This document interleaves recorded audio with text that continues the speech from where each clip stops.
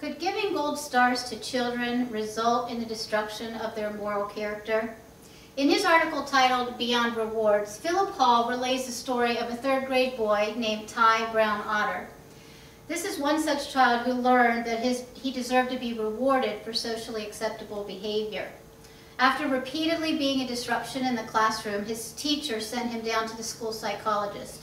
The school psychologist confronted him about throwing spitwads in class, and Ty cheerfully admitted to this behavior and asked the school psychologist, "What will you give me to stop?"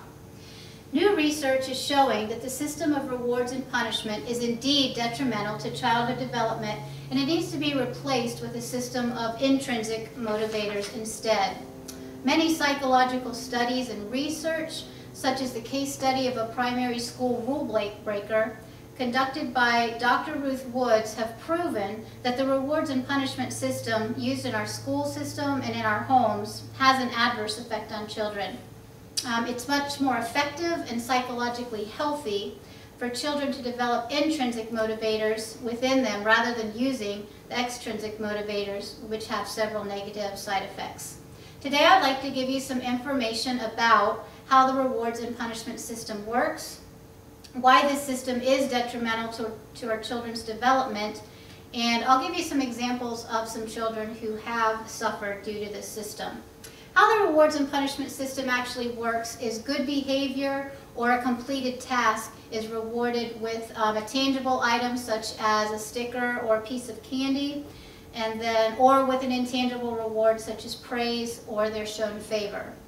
Undesirable behavior is punished by not giving the child a reward, by taking away their privileges, or by giving them negative comments. And in the classroom, most of this is conducted in front of everybody, so everybody sees what's going on, which is another negative effect. Why this system is detrimental to children's development is that children learn that they need to be rewarded in order to behave correctly.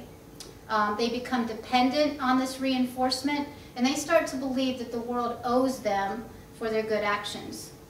And then the rewards teach that it's the adult's job to motivate the child rather than the child's job to motivate himself. Here are some examples of some children who have suffered due to this rewards and punishment system. In her book, Getting It Right with Children, Madeline Swift tells a story of a third-grade girl named Shannon. Her teacher had this system in place within their classroom, and for several days in a row, Shannon was called up to the teacher's desk at the end of the school day and given her reward for the day. And then one day, Shannon wasn't called up because she must not have acted correctly that day, and so she didn't get her reward. But then the following day, Shannon was called up again, but she refused to leave her desk. She was telling the teacher, with this behavior, refusing to leave her desk, that I can't be bought. She said she wanted to be important to the teacher every day and all of the time, rather than just some of the time. So she was building up that resentment towards the teacher and saying, I can't be bought. And then there was a mother who established a system in her home, told her children that when they would do nice things or say nice things for their siblings, that they would get a reward.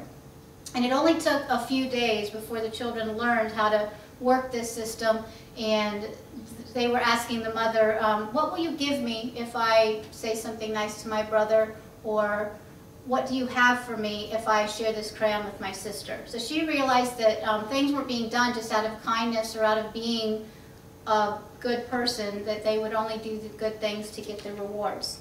Then we already talked about Ty Brown Otter, who had developed the attitude of, what will you give me if I stop?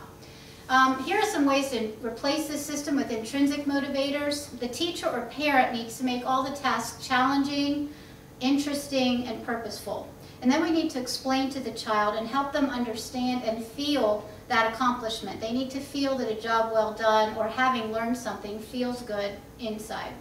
Then we need to take the time to have one-on-one conversations with the child to help them think through some undesirable behavior and to understand and to come up with new ways to behave correctly. When dealing with children and their behavior, in conclusion, we do not need to use the rewards and punishment system.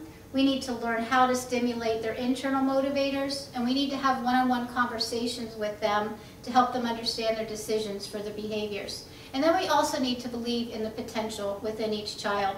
Sometimes teachers will mark children as being troubled children or problems or no hope, and it's very important that we don't do that. There is potential within each child.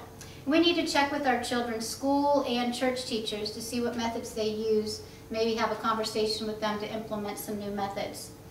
So today we have learned how the rewards and punishment reinforcement system works, why this system is detrimental to children's development, and we've looked at some examples as to some children who have suffered due to the system. So to help all children grow up to be psychologically healthy and productive members of society, I challenge you to remember the detrimental effects of the rewards and punishment system, to stay active in your children's education, both at school and at church, and to learn more about ways to stimulate internal motivation within children.